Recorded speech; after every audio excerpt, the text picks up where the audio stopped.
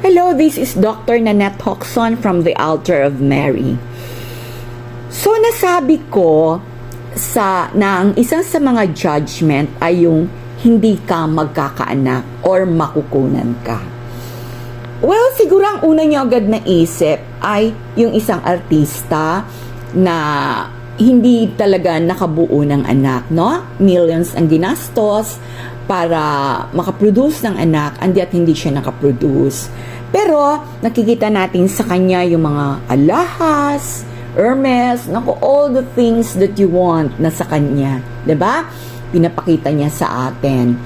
So, yan yun. So, mas pinili niya kasi ang physical, no?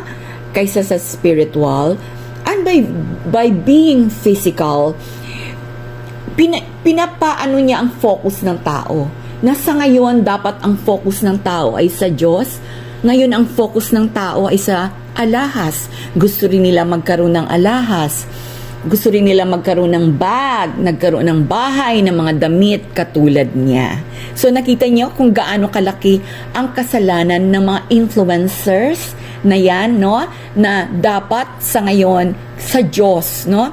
So hindi ko pa alam, isa ako sa mga influencer o like yung mga pastors and mga priests, kami lang yung mga influencers na tinuturuan kayo na time to focus na kay God, no?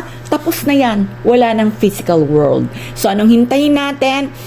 Judgment, di ba? Anong sinabi? Earthquakes, storms, ipo-ipo, lahat yan, matitikman natin because we have to undergo earth cleansing.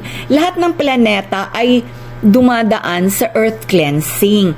The reason bumaba si Jesus 2,000 plus years ago to tell us to be good para ma-save tayo sa panahon ng earth cleansing. So darating na siya. So nasa inyo kung dyan pa rin kayo mag-focus sa physical world. Okay?